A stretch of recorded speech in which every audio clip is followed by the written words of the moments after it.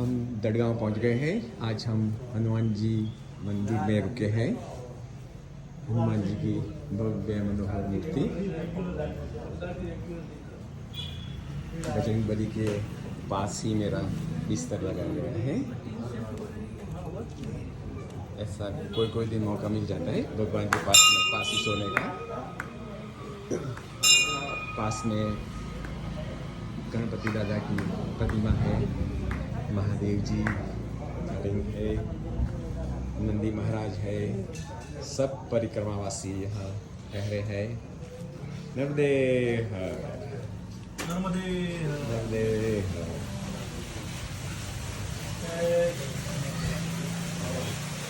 यहाँ माँ नर्मदा की प्रतिमा है।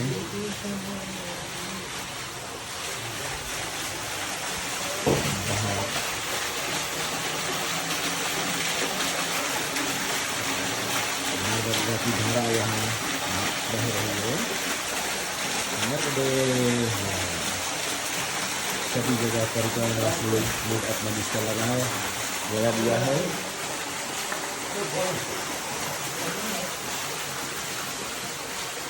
भाई महसाना से आते हैं, हमारे साथ 2 दिन से मिलते हैं, बिछड़ते चलता रहता है।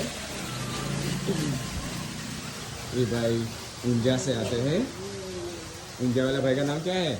राजू भाई ऊंजा से आते हैं। और ये है मंदिर का परिसर। वहाँ सामने जो कुटीर है उसमें महिला परिक्रमावासी है, वहाँ को ठहराया गया है। बाद में फिर एक शेड जैसा बना गया है, इसमें और परिक्रमावासी हैं। तो करीब आज यहाँ 50 से 60 परिक्रमावासी इकट्ठे हो गए हैं। फिर भी मंदिर का जो महान जी है, उन्होंने सबको ठहरने की जगह बना दी है। आज हम 32 किलोमीटर की मुसाफरी आज हमारी पूरी हुई। नर्मदे हर। अब हम भी यहाँ देने के लिए बैठे हैं, लेकिन सामने वाले का भी तो कैपेसिटी हो, और उसके बैग में पहले से ही कचरा भरा पड़ा है, उसको नया क्या भर के दो? वो कचरा फेंकने को तैयार नहीं है। सामने वाला कचरा फेंकने को तैयार नहीं कि भैया मैं ये कचरा फेंक दूँ। कचरे से मोह है तो भैया पड़ा रहे। और कैपेसिटी भी होती है। अब एक कैरी बैग है, उसका वेइंग कैपेसिटी अगर 1/2 kg का, मैं उसमें 1 kg भर सकता हूँ। भरूंगा तो 2 ही चीज़ होगी, मटेरियल गिर जाएगा, बराबर मटेरियल गिर जाएगा, कैरी बैग फट जाएगा, तो भैया मैं काय को लॉस झेलूँ? अपने मैया का मतलब मैया के इसकी सेवा के लिए क्यों चुना? How you come here? मैं हर परिक्रमावासी को लूटता हूँ। मैं लूटने के लिए ही बैठा हूँ। सारे महात्मा जो बैठा है लूटने के लिए, आर्थिक लूट नहीं, यह आध्यात्मिक लूट है। आप चल के आए, अपने उस आश्रम में रुके, खाना खाया, सोए, सब फ्री, वो क्यों खिला रहा है? उसके पीछे क्या लॉजिक होगा कि आपने जो भी पुण्य अर्जित किया, झोली भर ली पैदल चल के इतने कष्टों में, वो झोली हमने आपकी खाली कर दी।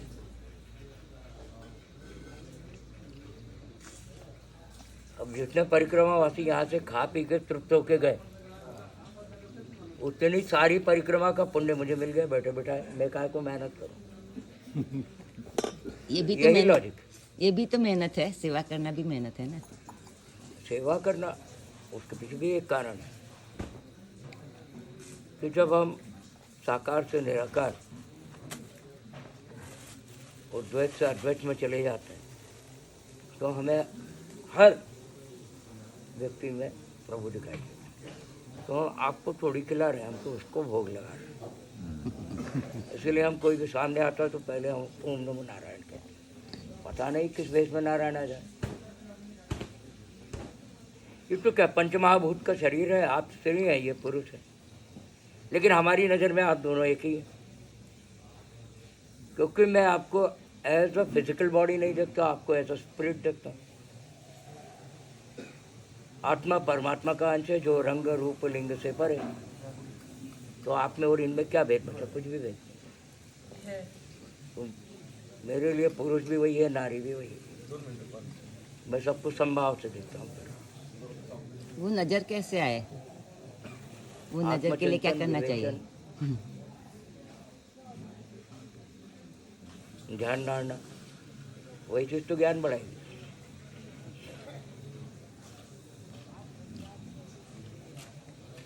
मैंने ज़्यादा टेक्स्ट बुक्स कभी नहीं पढ़ी,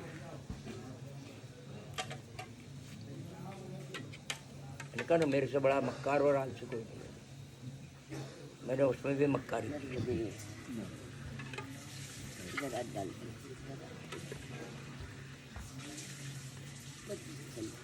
6 साल, 4.5 5 साल की उम्र, स्कूल जाते थे, स्कूल से लिखने के लिए ये कॉपी भर भर के होमवर्क।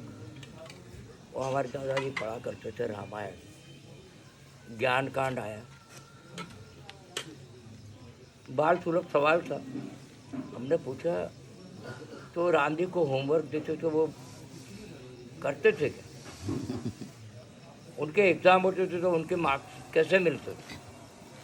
बोले बेटे तब ये नहीं होता, तब गुरु केवल शक्तिपात से पूरा ज्ञान देते। तो मैंने कहा ऐसे गुरु आप कहाँ गए? उनको ऐसा ही गुरु चाहिए।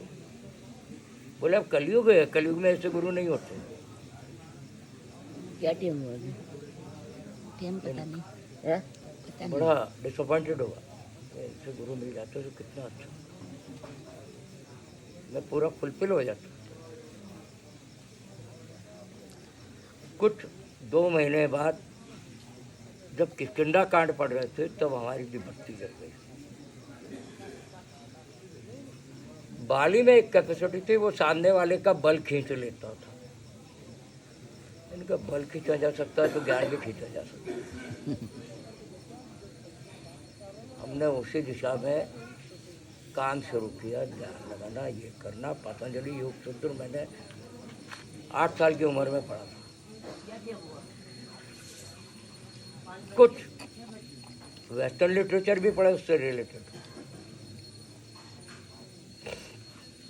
समझ में आ गया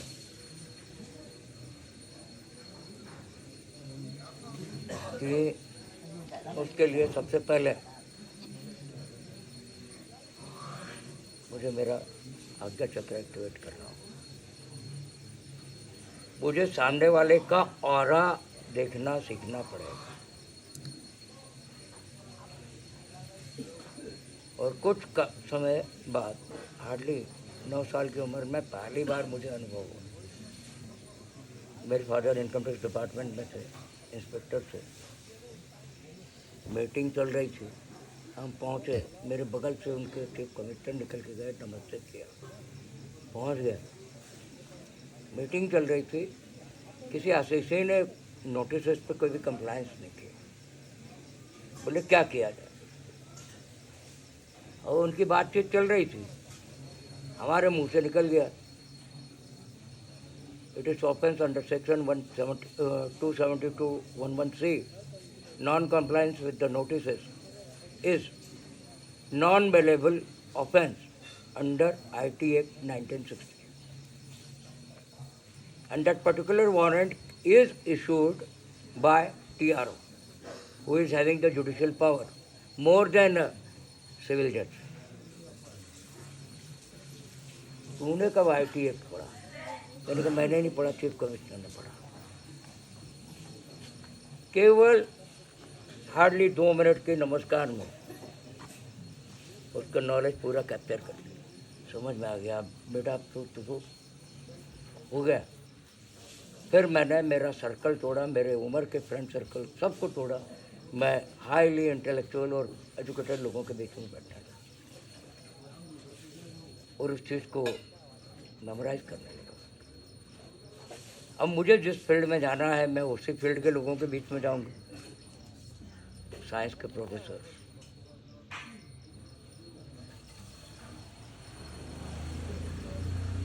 और उसी एज में मैंने अपना subconscious state of mind activate किया। Generation of wave, what we want to achieve. मेरे रूम में सबके लिए नो एंट्री था, प्रोहिबिटेड एरिया, झाड़ू में नहीं लगाएगा, हम ही करेंगे सब। क्योंकि पूरे कमरे में 8 डायरेक्शंस में मिरर लगे। मिरर्स पे मेरे लाइफ में अचीव करने वाले पूरे goals, short term, mid term, long term, pasted हैं। The marks which I want to achieve in that particular year pasted है हर मिरर पे। इन्फिनिटी इमेज डेवलप होगी। मिरर पे पेपर है, इसका रिफ्लेक्शन सामने वाले मिरर पे, उस रिफ्लेक्शन का रिफ्लेक्शन इसका, फिर रिफ्लेक्शन के रिफ्लेक्शन का मिरर रिफ्लेक्शन, इन्फिनिटी इमेजेस दिखती है। उसी वेव में से फ्रिक्वेंटली आना जाना होगा। हम कहीं भी नज़र घुमाएंगे हमें हमारे गोल दिखाई देंगे। तो होने ये लगा कि हम नींद में भी अपने सब्जेक्ट बढ़वा लें। देखा, समझ में आ गया कि दिन में मैं जो सोचता हूँ रात में भी वही सोचता हूँ। फिर मुझे कभी आवश्यकता ही नहीं। चैलेंज देके मार्क्स लगाता हूँ। बीएससी सेकंड ईयर और फाइनल वीसी को चैलेंज दे दिया। फर्स्ट ईयर में आरडीसी परेड का बेस्ट कंटेंजेंट अवार्ड लेके आया, प्रेसिडेंट अवार्ड विनर। अब आरडीसी में जाना कॉलेज के लिए वैसे ही एक सम्मान वाली बात थी, और उसमें गोल्ड मेडल लेके आना। बोले इतना कुछ पुराने खड़ूस टाइप के प्रोफेसर हुआ करते थे पहले के समय में। हाँ, कर लेगा, हमसे नहीं हुआ तू कर लेगा। मैंने कहा आपसे तो कुछ भी आज भी नहीं हुआ। मैंने कहा आपको 32 साल हो गए यहाँ पढ़ाते हुए, आपको आज तक नहीं आया। मैंने कहा आप बंदर की डुगडुगी पे नाचना सीखे हुए बंदर हो। मैंने कहा मैं वो नहीं बनना चाहता, मैं जंगल का शेर हूँ, जंगल का शेर ही रहूँगा।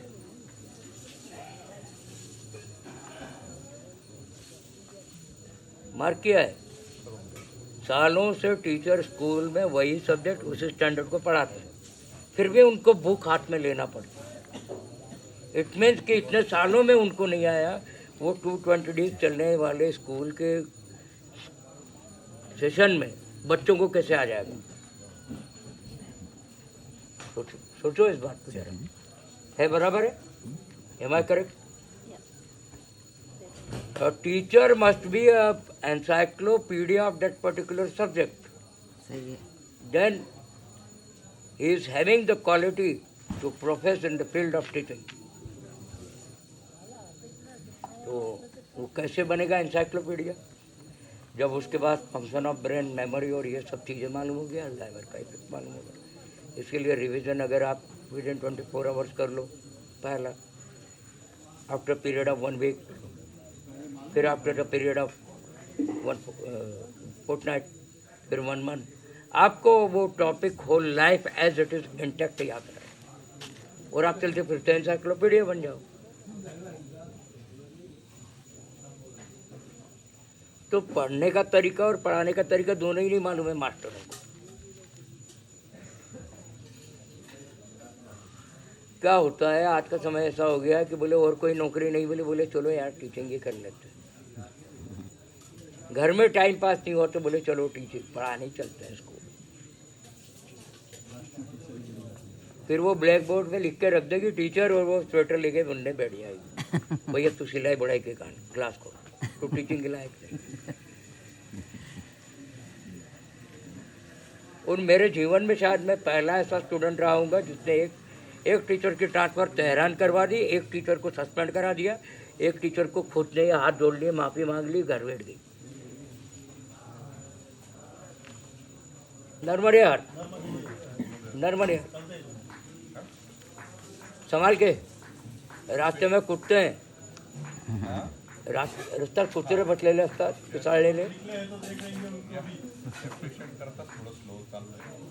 हां कॉल करा डॉक्टर.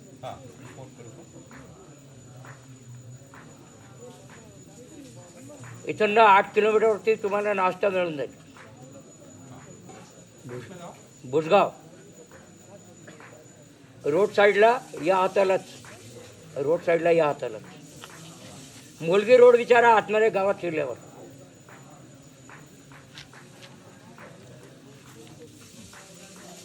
अच्छा लगा जो मैं सोचती थी कि कल मुझे आपके कुछ तो बाइट्स लेने हैं.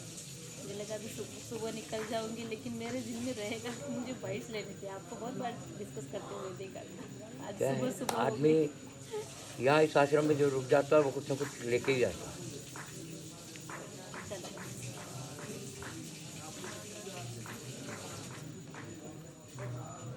नाम आज वो एक बाबा जी को भी एक्सरे के लिए भेजना है, अच्छा तो इनको भी भेजेंगे. आपकी मम्मी को डॉक्टर ठीक है.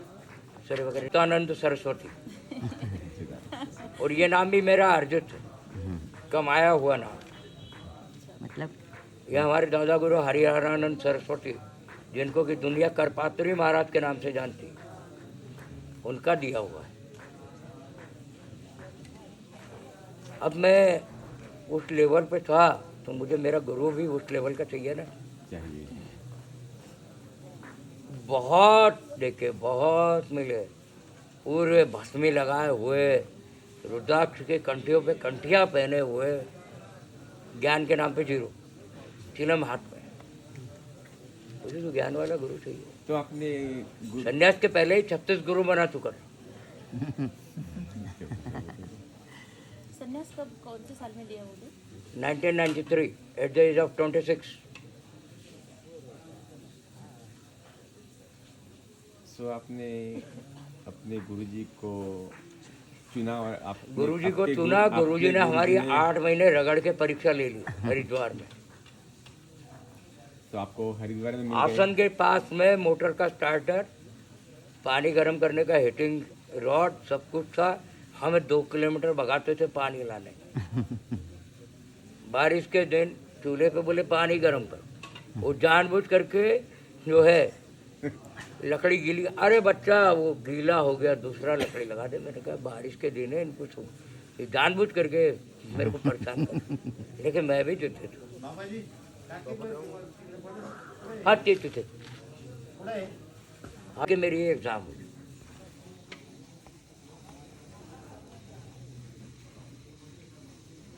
रेनी सीजन चालू हो गया था, हाथों में छाले पड़ चुके थे. कभी ऐसा इतना लेवरेज काम नहीं किया ना.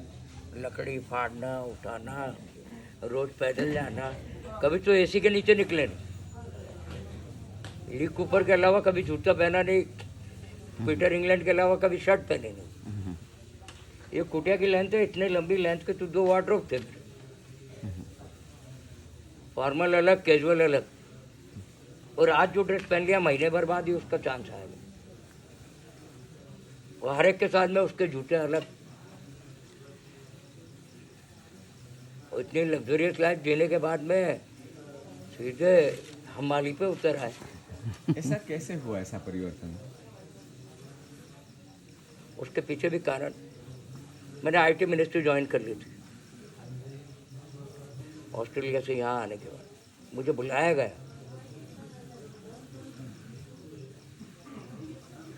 अब पैन कार्ड देखते हैं आपका, पैन कार्ड के नंबर देखे आपने? सीरीज हाँ देखा है. Irrelevant alphabet with 4 digit and last में एक अल्फ़ाबेट. है. वो क्या है? उसका जनरेशन सिस्टम का जो सॉफ्टवेयर है वो मेरे ही डेवलप किया हुआ है. Random number. Black and white monochrome pan card आते थे. उसमें एक अल्फ़ाबेट आपके सरनेम का है, हाँ हाँ. एक अल्फ़ाबेट आपके स्टेटस ऑफ जॉब का है, बाकी वो सीरीज के number generate auto generate. Ladies में, मैरिड लेडीज़ में पहला उसमें जो है अल्फ़ाबेट जो आएगा वो उनके मायके के सरनेम से आएगा, पिता के नाम से आएगा, फिर वो नंबर जनरेट होगा। इसलिए लोग बोलते हैं कि बोले ये इररिलेवेंट अल्फ़ाबेट का क्या मतलब है। पैन नंबर कभी कोई किसी और का यूज ही नहीं कर सकता, मैच नहीं होगा। मैच नहीं होगा। और उस जमाने में सबसे पहला पैन नंबर मैंने मेरा ही जनरेट किया था, ACJ-PP-3362K। अब वो पी से मेरा पूर्वाश्रम का सरनेम होता है।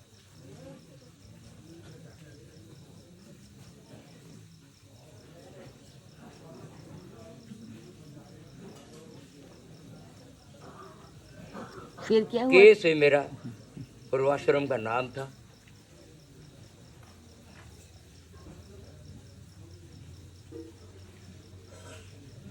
आपका ITR प्रोसेसिंग का जो सॉफ्टवेयर वो इनिशियल स्टेज में मेरा बना, उसको बाद में डेवलप किया। वो डिमांड नोट प्रिंट होने लगे, फिर उसी के बेस पे ITR की वैल्यू बैंक में है लोन पर्पस के लिए, लेकिन IT डिपार्टमेंट में कोई वैल्यू नहीं है। जो NA-ND के रिटर्न होते हैं ना, नॉन एक्सेसिबल नॉन टैक्सेबल, उसको भंगार में फेंक दिया जाता, कोई देखता ही नहीं है उसको। टैक्स पेड जितने रिटर्न होंगे उनको साइड में रखा जाता है, उसमें स्क्रूटनी सिलेक्शन होता है, बोले इसमें से 25 केस निकाल लो स्टडी के लिए, फिर उसमें सर्च एंड सीजर और ये और वो ऑपरेशन चला करते। NA-ND के रिटर्न को कोई नहीं देता, लेकिन बैंक को चाहिए 3 साल के रिटर्न लाओ तो लोन मिलेगा। She is willing or not, whether she is in perfect medical condition or not, demand करेगा। फिर आगे इस पे भी उसका मन नहीं भरा, उसने और वचन दे दिया। अब वो लड़की को आगे कर देते हैं।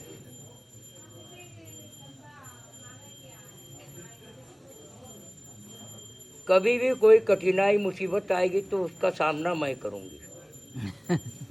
दहेज के लिए लड़की ने खुद मंडप में प्रोवोक कर दिया, रास्ता दिखा दिया। आर्थिक कठिनाई है, जा पहली गाड़ी से जा, बापू के यहाँ जा, पैसा लेके लौटती गाड़ी से आ जा। वो मारने आ गए घर पे। डाउरी के लिए खुद वचन दे रखा है, लेके आओ, कंप्लेन नहीं कर सकती आप।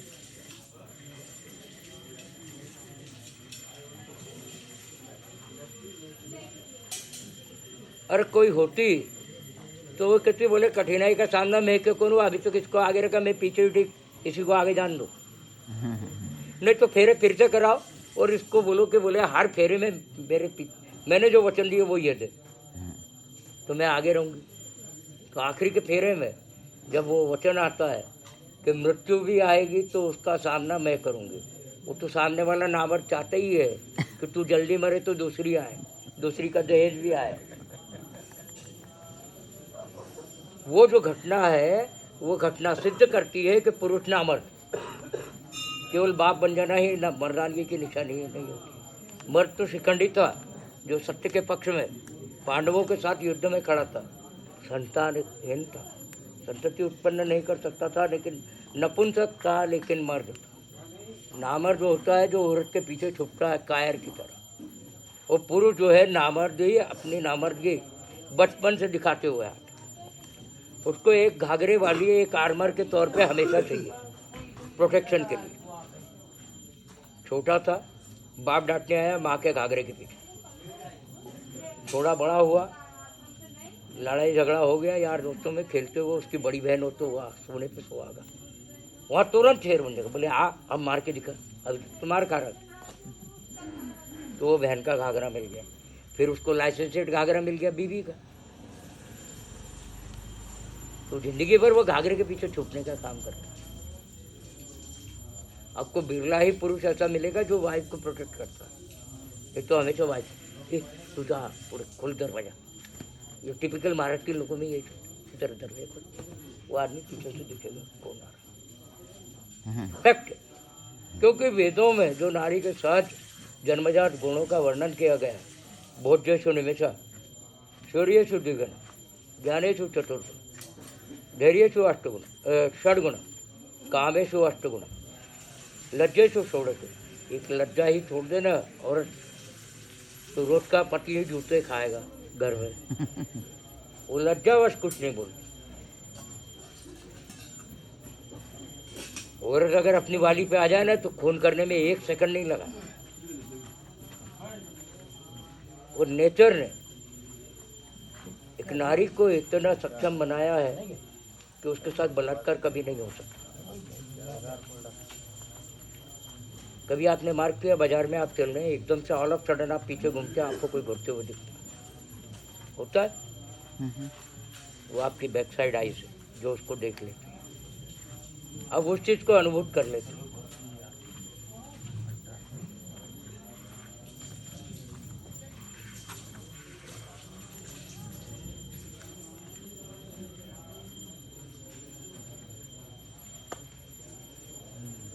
बलात्कार पीड़िता बलात्कार टाल सकती थी क्या? इस पर मेरा थीसिस हुआ, इस पर पीएचडी किया। और लगभग 1500 बलात्कार पीड़ित लड़कियों औरतों के मैंने इंटरव्यू लिए। आइडेंटिकली एक ही चीज समझ में आई कि वो उस जोन में थी जब तक, तब तो उनको वजाइनल ड्राइनेस मालूम हो रही थी, वो टॉयलेट में चली गई।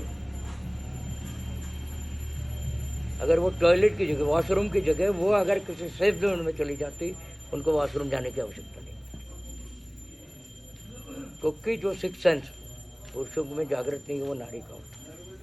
वो फर्स्ट जो इंस्टिंक्ट जो होते हैं उसको ओवरलुक करती, सेफ जोन में नहीं जा पाती। सेफ जोन में चली जाए, लेडीज के बीच जाके बैठ जाए, उसको वो प्रॉब्लम खत्म हो जाएगी। Vaginal dryness. बाबा जी नॉर्मल यार चल दो घर। बाबा जी नॉर्मल यार चल दो घर। और क्या, ये चीजें अवॉइडेबल है ऐसे सर्कमस्टांसेस, क्योंकि नारी में वो जो है सारा सामर्थ्य प्रदत्त है प्रकृति का। वो नव सृजन का अधिकार उसके पास है।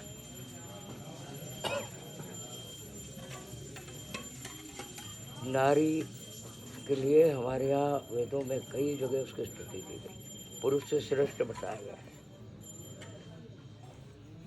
स्वयं शिव कहते हैं, शक्ति है तो शिव शिव है, नहीं तो शव है। शक्ति है तो शिव शिव है, नहीं तो शव है। असुरों में भी 2 ग्रेड थे, दानव और असुर, राक्षसों में। दानव लोअर लेवल पे, असुर ओसामा बिन लादेन, दाऊद। तो ऐसे टाइम पे क्या करते थे? भगवान को भी है ना शक्ति का ही वो करना पड़ता था, शक्ति का ही आह्वान करना पड़ता था, मैया बचा ले। अरे जब भगवान ने नारी की स्थिति कर ली, तुमको करने में क्या जा रहा है?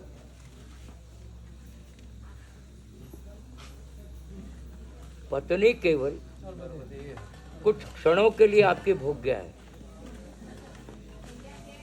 पत्नी के बारे में विवाह सूक्त में इतना स्पष्ट उल्लेख, भोज्येषु माता, आपके लिए खाना बना के खाना खिला रही है तो वो आपकी माँ है।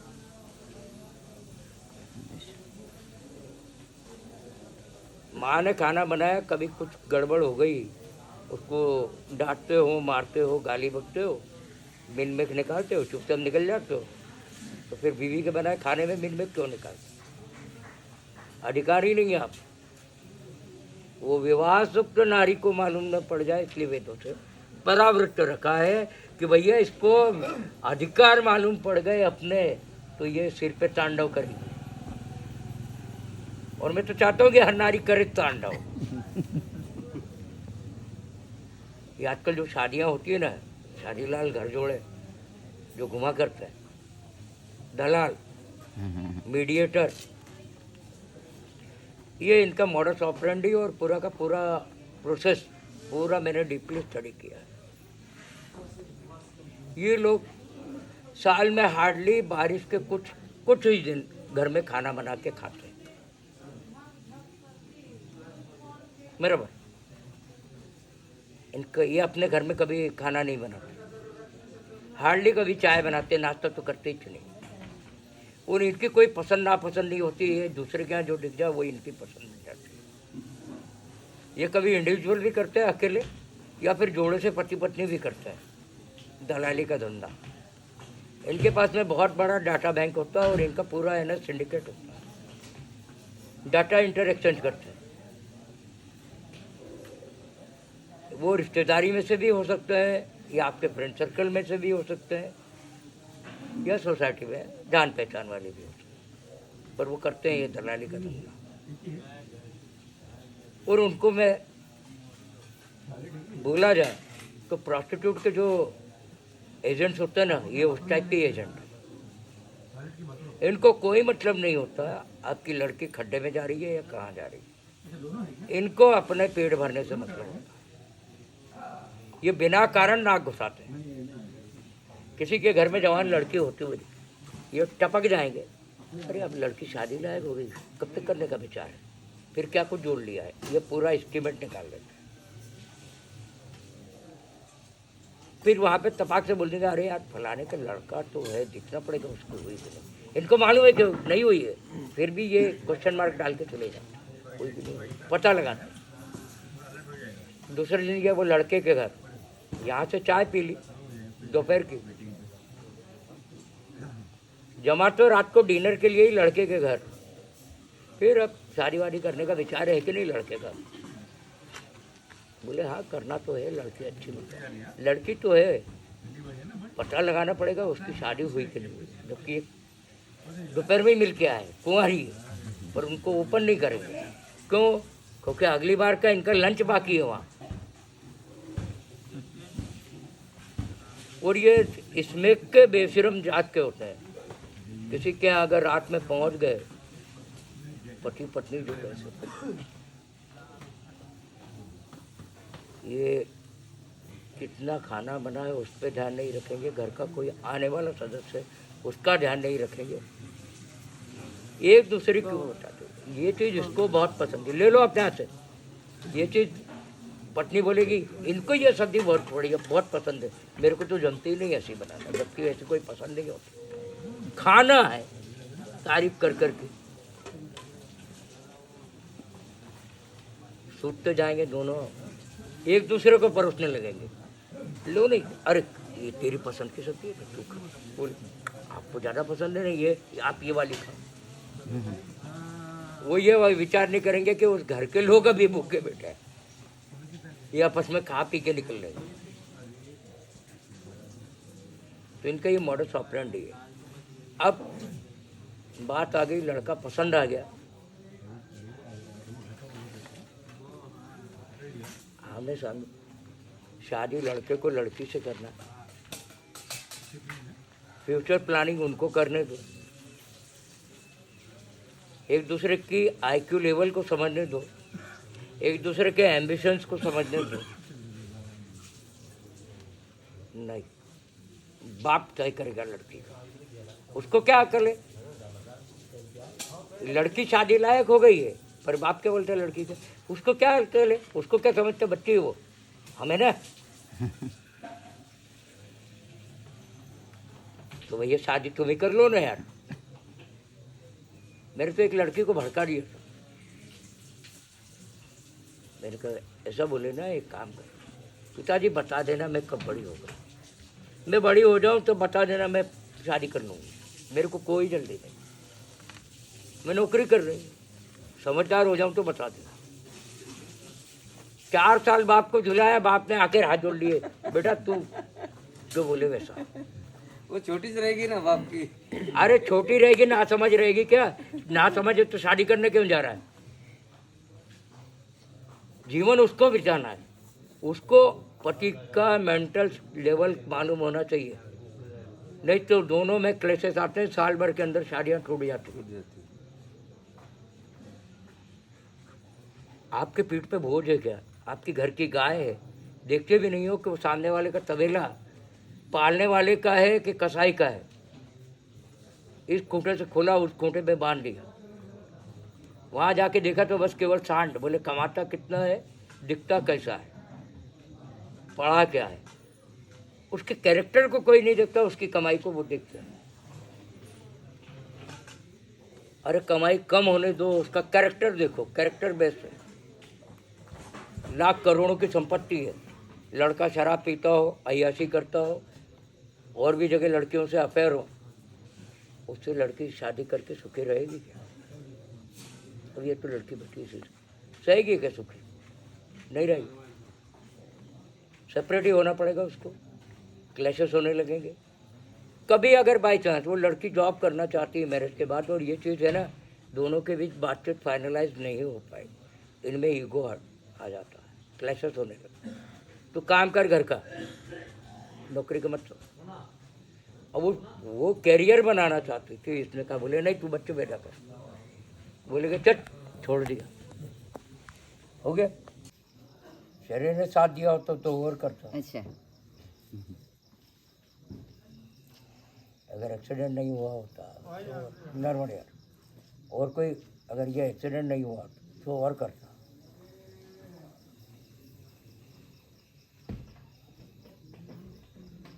आपने कब की परिक्रमा?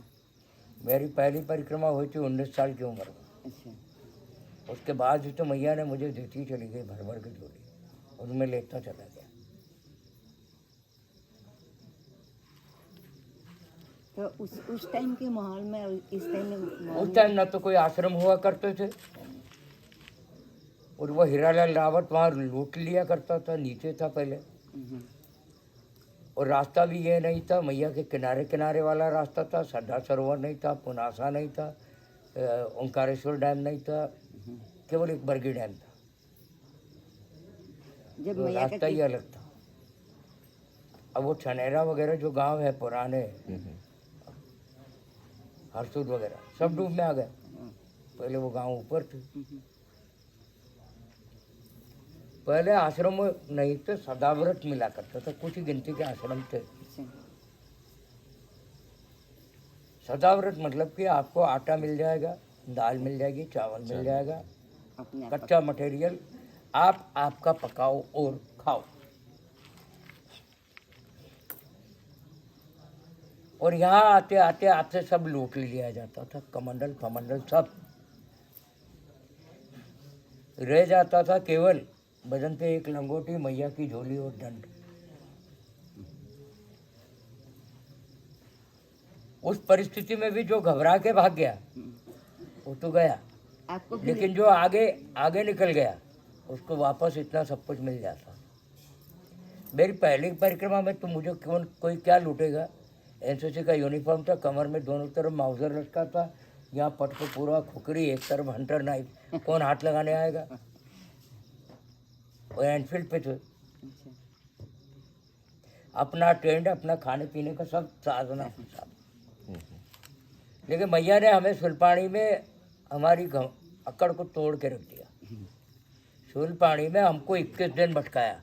हमने कहा 6 घंटे में पार हो जाऊंगा, कितना ही घना जंगल।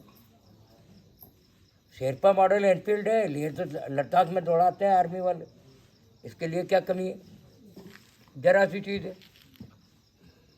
भैया ने 21 दिन गोल गोल गोल गोल घुमाया। आखिरी में एक दिन, उस दिन तो हम टेंट में रोज आँख से पानी आ गया। भैया निकाल इस चक्रव्यूह से। सुबह टेंट वेंट समेटा, बांधा, तैयारी की। मैंने कहा चले। अच्छा, सबसे बड़ी बात, 21 दिन रोज गाड़ी चला रहे हैं, लेकिन गाड़ी में से 1 लीटर पेट्रोल जल नहीं रहा है, चक्कर में पड़े हुए थे। अभी बनेगी फिर गरम।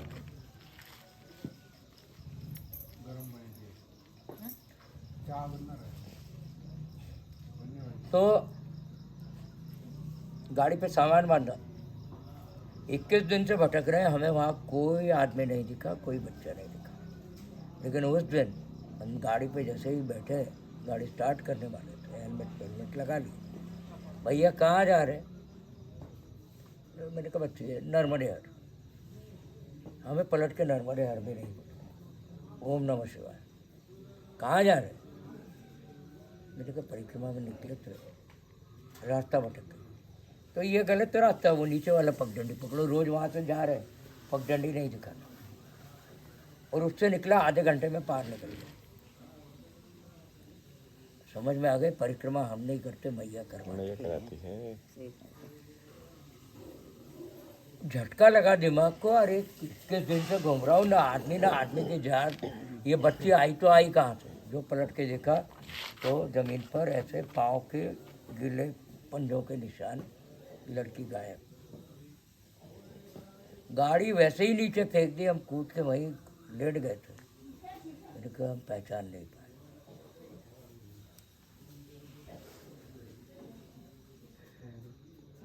भयंकर उस दिन अपने जीवन में पहली बार मैं रोया था कि भगवान मेरे सामने खड़ा था और मैं पहचान नहीं पाया।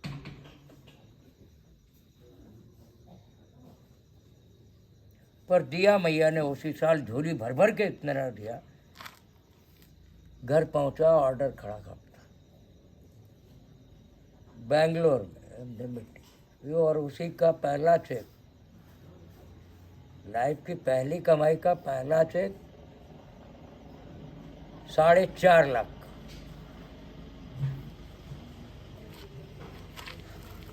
हार्डली मेजोरिटी अटेंड किया था, 19 साल की उम्र, 4.5 लाख रुपए कमा लिए, प्लॉट कर लिया। फिर तो जो चल निकला मिट्टी का कारोबार, मिट्टी इतनी बेची, 2 मंजिला मकान बना लिया, गाड़ी खरीद ली, सब कुछ। 21 साल के होते कर 21 साल की उम्र में हम अमेरिका निकल गए, मिसिसिपी बीटेक के लिए। 3.5 साल वहाँ लगे। यहाँ आते थे तो वेकेशन, बाहर तो क्या छुट्टी ज़्यादा मिल जाती है, वेकेशन में यहाँ आते थे। यहाँ वापस मिट्टी का कारोबार चालू, और 1 मैन शो। उसके पोर्टर भी हम, डिलीवरी बॉय भी हम, लेबर भी हम, मालिक भी हम। एक्सपेंडिचर कुछ भी नहीं, क्योंकि कॉलोनी नई डेवलप हो रही थी। सीमेंट के बैग मिल जाते थे मिट्टी पैक करने के लिए, सारा मटेरियल तो वहीं का, फ्री का। केवल हमारी लेबर हुआ करती थी, और हमारी लेबर की कीमत 50 रुपये किलो की लेबर, 50 रुपये किलो लेबर, ट्रांसपोर्टेशन चार्ज अलग, और पूरा पैसा एडवांस। हमारी लागत का कुछ भी नहीं, 50% एडवांस, 50% टाइम ऑफ डिलीवरी। डुबा भी देगा तो मेरे बाप का क्या ले जाएगा, मैं तो पहले ही प्रॉफिट में हूँ। तो आपने बीटेक कहाँ से किया? मिसिसिपी मिसिसिपी यूनिवर्सिटी में से किया। नर्मदे हर क्या हुआ? अगर आपका आज्ञा चक्र ढका रहेगा, आपको कोई भी सम्मोहित नहीं कर सकता, हिप्नोटाइज नहीं कर सकता। क्योंकि हिप्नोटाइज करने वाला आपके यहीं पे नजर गड़ाता है, तभी आप उसके कंट्रोल में।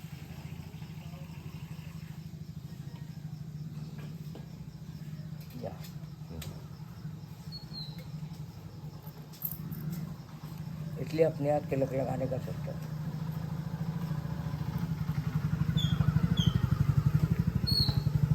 फिर तो अच्छे भाग गए बोले महाराज। एक क्वेश्चन था, कुंडलिनी योगा और चक्र, उसके साथ संबंध क्या है? और कुंडलिनी जब जागृत होती है, कुंडलिनी आपके स्वादिष्टान चक्र के पास, मूलाधार के पास में एक नागिन की तरह 3.5 कुंडल मार के बैठे रहती है, मुंह नीचे डाल के। जब वो खुलती है तो वो ऑसिलेशन करती है पूरे 6 चक्रों में, और आपके चक्र जब तक जागृत नहीं होंगे, कुंडलिनी जागृत नहीं हो सकती। तो चक्र जागृत करने के लिए कौन से चक्र से शुरुआत करनी चाहिए? चक्र जागृत करने के लिए आपको सबसे पहले आपका मूलाधार, स्वादिष्टान, अनाहत, नीचे से ऊपर आना। नीचे से ऊपर, क्योंकि ग्रोथ नीचे से ऊपर होती है, ऊपर से नीचे नहीं होती। क्योंकि आपका आज्ञा चक्र तो कुंडलिनी जागृत होने के बाद में जागृत होगा। कुंडलिनी यहाँ आके बैठ जाएगी, शक्ति स्थिर हो गई, उसके बाद ही तो आज्ञा चक्र चेतन होगा।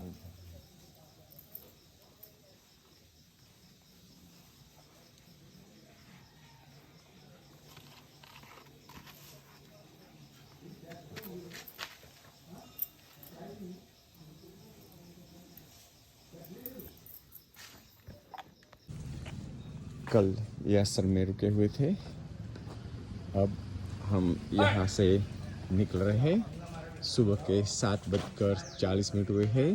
आज हमारी परिक्रमा का 15वां दिन है।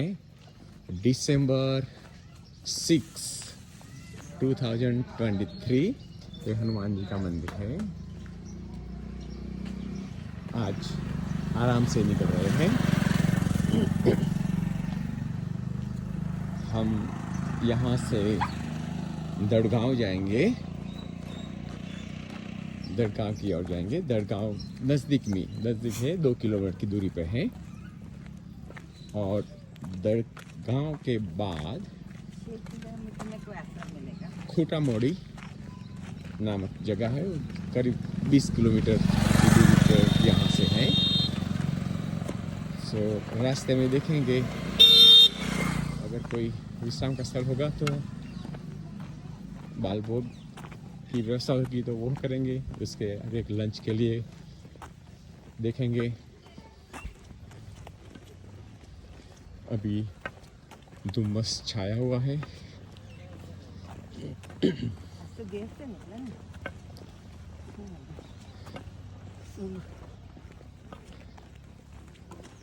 आज सुबह में जो आवासन के गुरुजी थे, उन्हों के साथ बहुत सा वार्तालाप हुआ, इसलिए सोचा वार्तालाप का मौका है तो बैठते हैं, थोड़ी देर के बाद चलेंगे।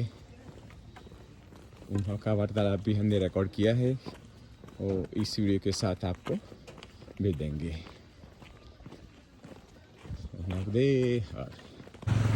हम एक नदी पर से गुजर रहे हैं। पानी का बहाव भी बहुत ज़्यादा है। ज़्यादा मीन्स छोटी नदी से मुताबिक अच्छा है।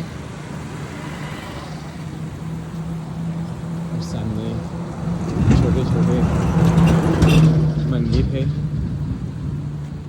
और नदी मैया की ओर आगे बढ़ रही है।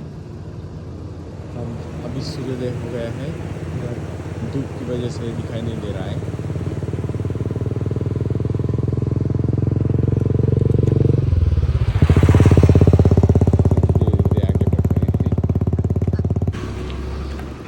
हम खूटा मावड़ी के लिए दड़गांव से निकल रहे हैं।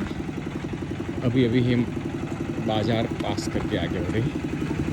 एक गांव का छेवाड़े का कुछ हिस्सा है।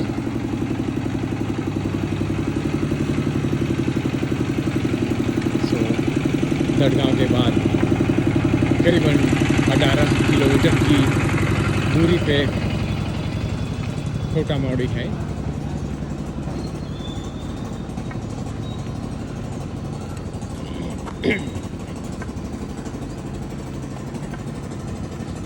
अमेरिके थे यहाँ सज्जन ने बाल भोग के लिए बुलाया। उन्होंने पराठा खाऊंगा। चाय के साथ खा लेना। परोठा, अचार, ये अचार के साथ खाना है। बापू 1 किलोमीटर वो ले लो ना। चलो दे और दे दो, दो। थाली दे दो। अचार तो ले लो। हार नाही पुढे आपको से वहाँ से लाना पड़ेगा आप क्या अपने आप। ते काल काय झालं, त्यांना 1 किलोमीटर वरती पुढे आली। चांगला दुपारी आश्रम होता, त्यांना म्हणलं थांबू, ते नाही पुढे जाऊ म्हणे। 1 किलोमीटर येऊन थांबले। मग त्याच्यामुळे मग ते चालू आहे पुढं, 1 किलोमीटर पुढे ती। यहाँ सुबह सुबह में पराठे का बाल भोग मिल रहा है अचार के साथ।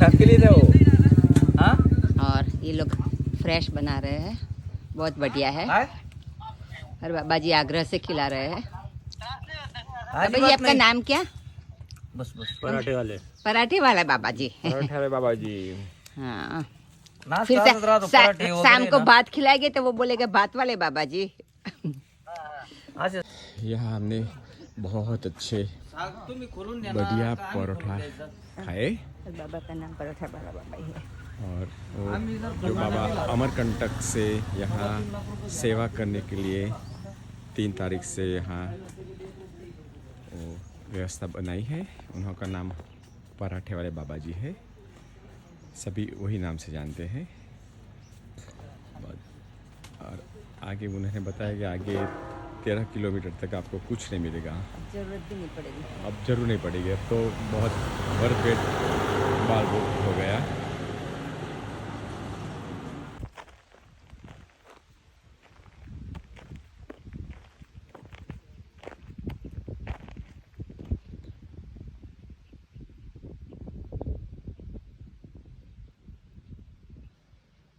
अब यहाँ एक साइन लिखा है नर्मदा परिक्रमा मार्ग के लिए।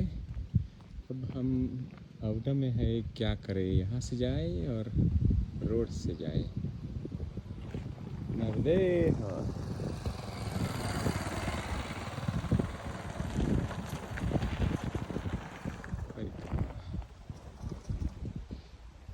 चलो यहाँ ही चलते हैं, पगडंडी मिलेगी, देखते हैं कैसा है।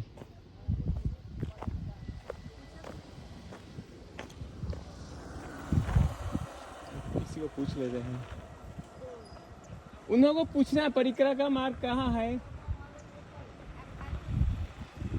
नर्मदे भैया, यहाँ से जाता है मार्ग, परिक्रमा का मार्ग।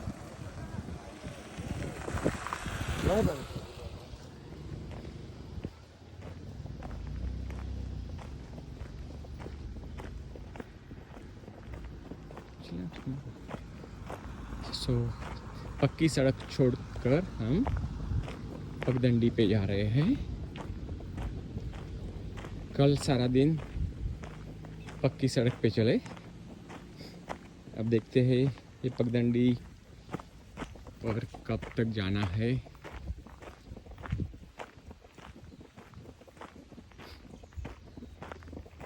हो सकता है वो शॉर्टकट होगा।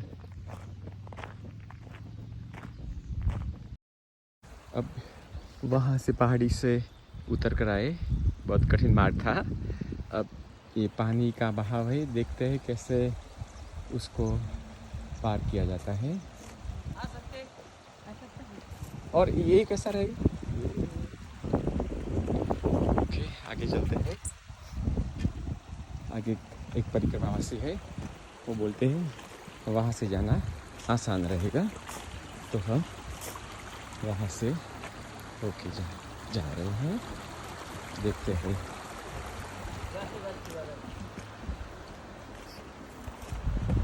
सूट निकालनी पड़ेगी डंडे का आधार लेने का यार, चले ऐसे चलेंगे। देखो मैया जी जा रही है। पानी में डाल दो।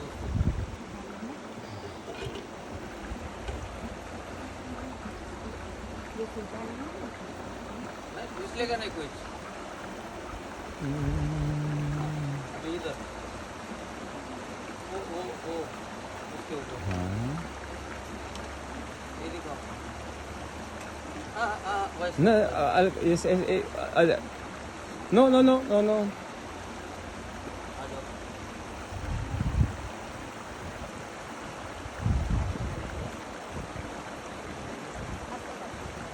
बढ़िया।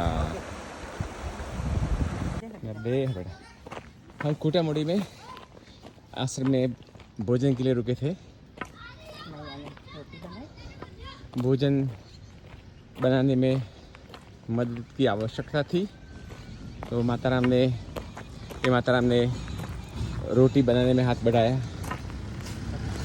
50 से ज़्यादा अधिक परिक्रमावासी भोजन के लिए इकट्ठे हो गए थे, तो रोटी फूटने की संभावना थी, तो फिर से कुछ और रोटी बनाया।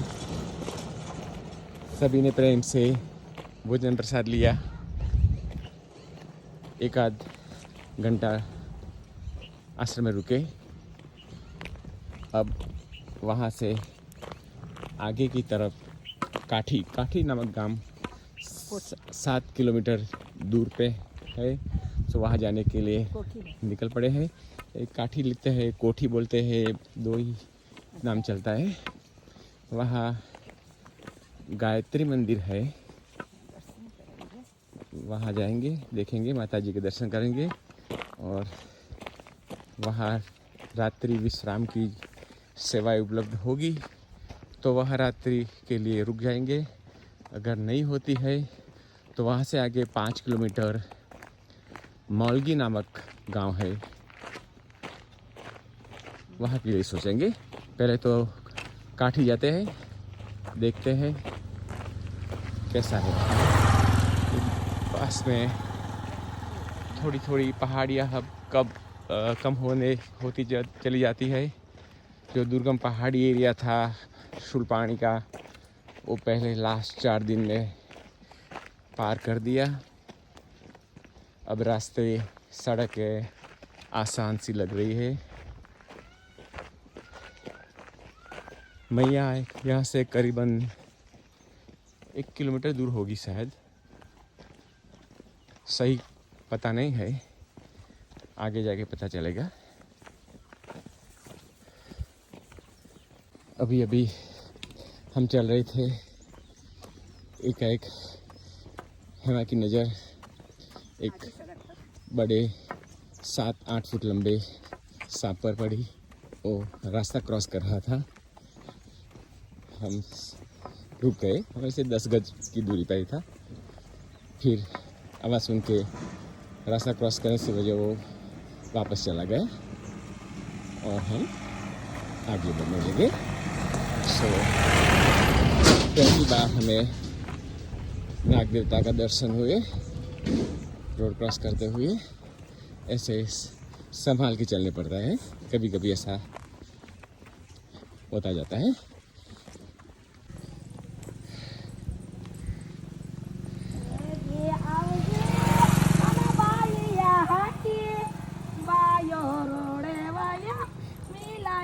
नर्मदे हर मैया, बहुत अच्छा गाती हो आप। आने में पानी गया माया भी साली आलो मोगू रंगाली इंदा बिड़ी जाओ जावा बाये यालो। यहाँ का स्थानिक गाना है, मैया यहाँ का स्थानिक गाना गा रहे हैं। नर्मदे है या मैया, नर्मदे है। बाबा कोई तो दे रहा है क्या बोली मैया? पैसा ना भाई, हम 100 रुपया पैसा एक था। हाँ, नर्मदे है मैया। नर्मदे है। काठी गायत्री मंदिर थोड़ी और रुके 10-15 मिनट, वहाँ से निकल रहे हैं। वो काठी गांव है। हम यहाँ रात्रि के लिए न रुक तो हुए, आगे की ओर बढ़ रहे हैं। आगे मोलगी गाँव ना, मोलगी और मोलगी गाँव है, वो 5 किलोमीटर दूरी पे है। अभी शाम के 4:20 हुई है, तो हमने सोचा अभी हमारे पास वक्त है तो आगे बढ़ जाते हैं। तो हम मोलगी की ओर आगे बढ़ते हैं। हम मोलगी की ओर आगे बढ़ रहे हैं। अब थोड़ा रास्ता खेतों से गुजर रहा है। दो खेतों के बीच में जो बाउंड्री होती है, वहाँ से एक पगडंडी जैसा है, सो वहाँ से हम निकल रहे हैं। सूर्यास्त लगभग हो गया है। अब हमें भी पहुंचने में बहुत ज़्यादा वक्त नहीं होना चाहिए। करीबन आधे घंटे में पहुंचने का इरादा है। देखते हैं कितने बजे पहुंचते हैं। लगता है आम का घटादार पेड़ है।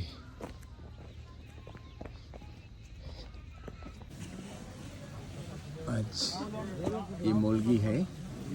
आज रहने की व्यवस्था टेरेस पे ऐसा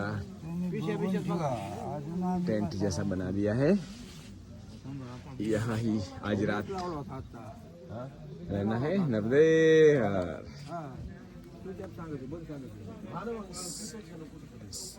बहुत से परिक्रमावासी इकट्ठे हो गए हैं, सो जगह नहीं है,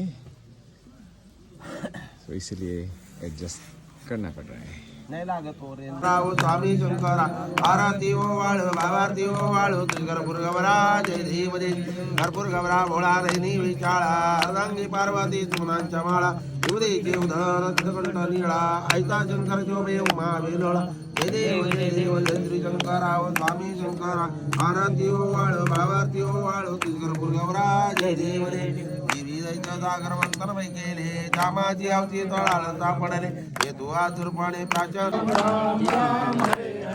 हरे कृष्ण कृष्ण कृष्ण हरे हरे हरे राम राम राम हरे हरे हरे कृष्ण कृष्ण कृष्ण हरे हरे हरे राम राम राम हरे हरे हरे कृष्ण कृष्ण कृष्ण हरे हरे हरे राम राम राम हरे हरे हरे कृष्ण कृष्ण कृष्ण हरे हरे हरे राम राम राम हरे हरे हरे कृष्ण कृष्ण कृष्ण हरे हरे हरे राम राम राम हरे हरे हरे कृष्ण कृष्ण कृष्ण हरे हरे हरे राम